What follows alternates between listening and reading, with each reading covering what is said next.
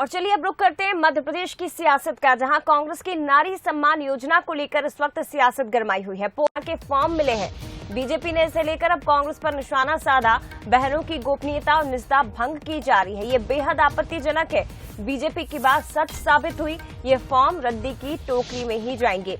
तो बता दें, लाडली बहना योजना को टक्कर देने के लिए कांग्रेस नारी सम्मान योजना को लेकर आई थी। अब उसके फॉर्म जब पोहा कचौड़ी की दुकान पर मिल रहे हैं, दिखाई दिए, आप देख सकते हैं, काफी वायरल भी हो रहे हैं ये फोटोज इसके। इसे लेकर बीजेपी अब निशाना साध रही है कांग्रेस पर और पीसीसी चीफ कमलनाथ पर।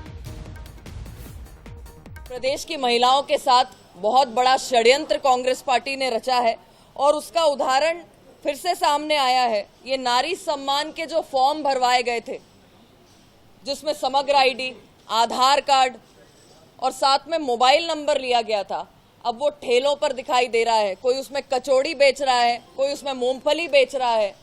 और इससे स्पष्ट नजर आता है कि मध्य प्रदेश की जो महिलाएं हैं, उनके जो गोपनीय दस्तावेज हैं, जो बैंक से कनेक्टेड हैं, जो विभिन्न जगहों पर कनेक्टेड हैं, जिससे सिम खरीदी जाती है, आज उसके लिए साइबर फ्रॉड के लिए, महिलाओं के साथ छेड़खानी के लिए, उनके बैंक में जो पूरा पैसा है उसको ठगी करने के लिए, उसको फ्रॉड करने के लिए कमलनाथ जी और कांग्रेस पार्टी ने खुले तौर पर छोड़ दिया है।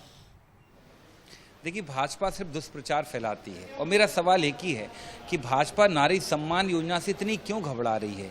इतना डर आखिर क्या है? कुछ समय इंतजार कीजिए, समझ में आ जाएगा कि नारी सम्मान योजना का वजन क्या है, उसका महत्व क्या है और आपकी लाडली बहना योजना का महत्व क्या है।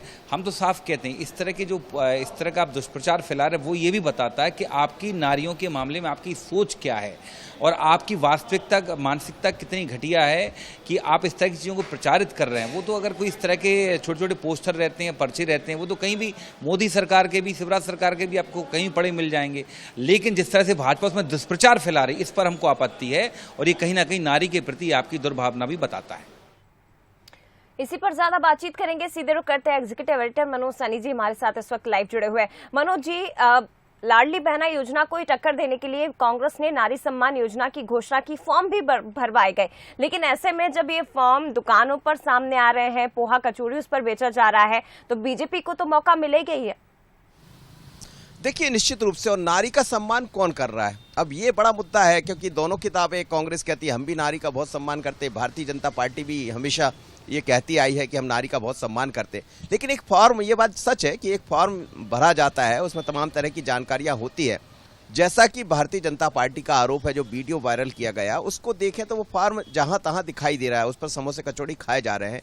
तो ये बात सच है कि वो जानकारी तो लोगों तक पहुंची जाएगी, क्योंकि महिलाओं की बात हो रही है, ये पुरुषों के फॉर्म नहीं है, महिलाओं की जानकारी है, जिसमें मोबाइल नंबर भी है, आधार कार्ड नंबर भी है, तो तमाम तरह की चीजें हैं और इसीलिए भारतीय जनता पार्टी ने इसको मुद्दा बना लिया।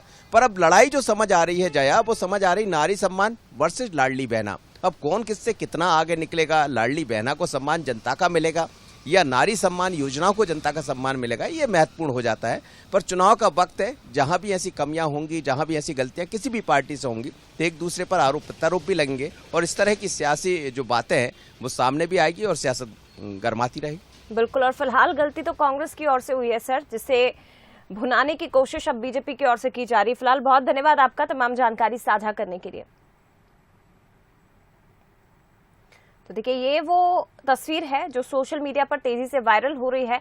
बहनों की गोपनीयता और निजता भंग की जा रही है। दरअसल नारी सम्मान योजना के फॉर्म पोहा कचौड़ी की दुकान पर दिखाई दिए, जिसके बाद बीजेपी अब कांग्रेस पर निशाना साध रही है।